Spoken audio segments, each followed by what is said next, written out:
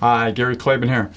Wealth, we've heard that word and looked at that word in a lot of different ways. And so instead of going to the traditional definition of it, I kind of want to take a route maybe like Malcolm Gladwell has done recently in a podcast series he calls Revisionist History. And he takes things from history that we know about in a certain way, and he flips it completely on its head and gives us a whole different view of how that works. So I want to take wealth and break each letter down and talk about it in a little different manner than you're used to. And hopefully this would be helpful to you. So first, W really stands for my view, whimsy, and worldview. Now, when you're young, you can be very whimsical. You're very joyful. And you can be full of life, full of wealth, relative to how you might be in your youth.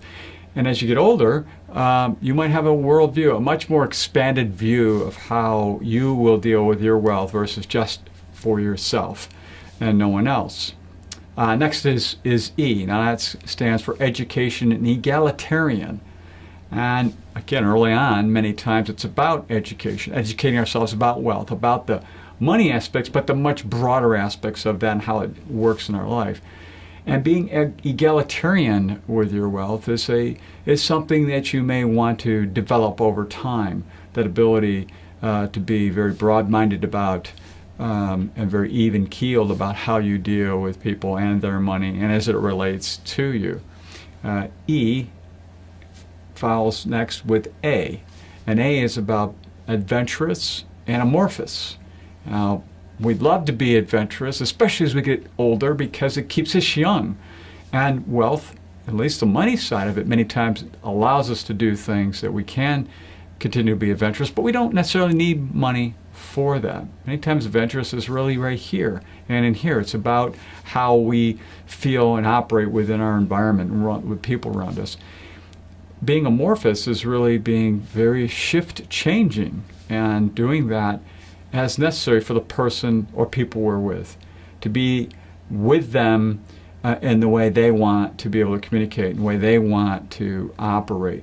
And that's a special way that many of us can really, you hear the terms giving back, is to being very amorphous about how we do that. L is about leadership. As a coach, his name is Dan Sullivan with The Strategic Coach that he formed many years ago. He has this saying. He says, fear is wetting your pants, and courage is doing what you're supposed to do with wet pants. Now, I have to say many times, some of the leadership we see in the world comes out with people who are leading us with wet pants, because many times life is really difficult. And those who are wealthy overall have the ability to be able to lead us with wet pants. Next one is T, which is thematic and time. Now, time is ubiquitous, and time is however we want to be on this earth and do what we do and how we do that.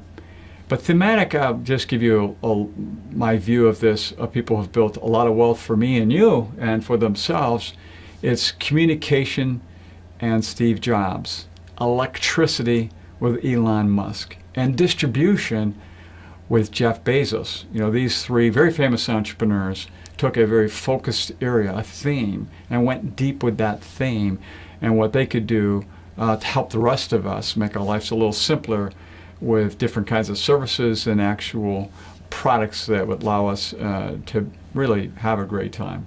And finally, there is H, and health, happiness, and heroes. If we don't have our health, we have nothing. That's plain and simple.